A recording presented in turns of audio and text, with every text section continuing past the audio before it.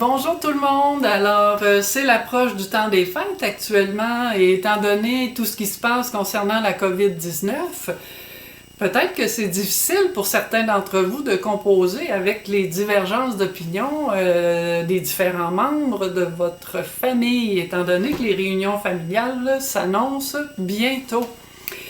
Eh bien oui, vacciné, pas vacciné, c'est quoi les comportements à adopter pour nos réunions familiales? Chacun a ses valeurs, chacun a ses perceptions, sa façon de voir les choses, chacun a ses besoins. Alors tout ça peut faire en sorte de générer des tensions ou des conflits dans les relations.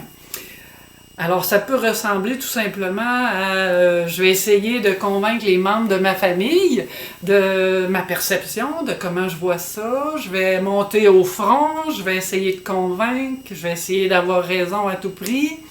Et à travers tout ça, j'essaie presque de changer les autres personnes.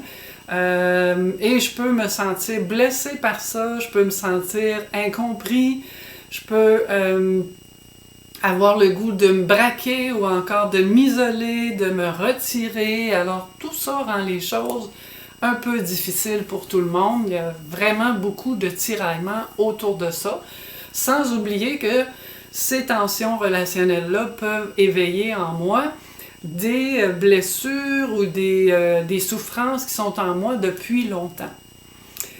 Donc, face à ces difficultés-là qui peuvent se présenter, moi j'ai une invitation à vous faire.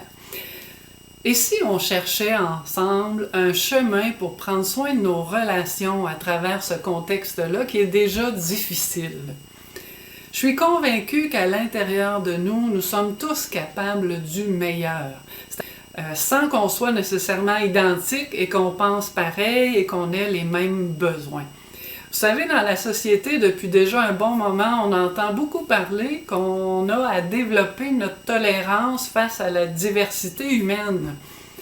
Développer notre tolérance face à la diversité, ça commence tout de suite dans nos relations immédiates du quotidien. Ça commence avec nos amis, notre famille, les gens qui nous entourent. Cette société-là commence autour de moi. Donc, comment je peux vivre cette tolérance-là, cette ouverture à l'autre? Je crois qu'on peut s'exercer à le vivre. Et s'exercer à vivre une fête d'amour pendant le temps des fêtes. Donc, la première chose, oui, me laisser interpeller pour vivre cette tolérance-là à la différence.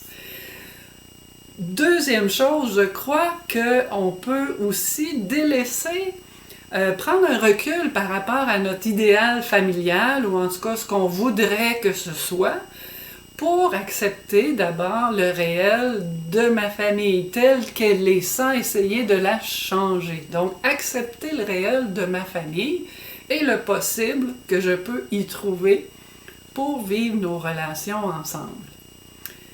Troisième chose, bien, plutôt que de focusser sur ce qui nous divise, moi je vous inviterais à mettre l'accent sur ce qu'on a en commun, sur ce qui nous place ensemble, sur ce qui nous relie et nous rassemble. Alors déjà, ça peut faire un gros changement. Je vous proposerai également un exercice qui est le suivant, de vous placer intérieurement dans vos plus belles qualités.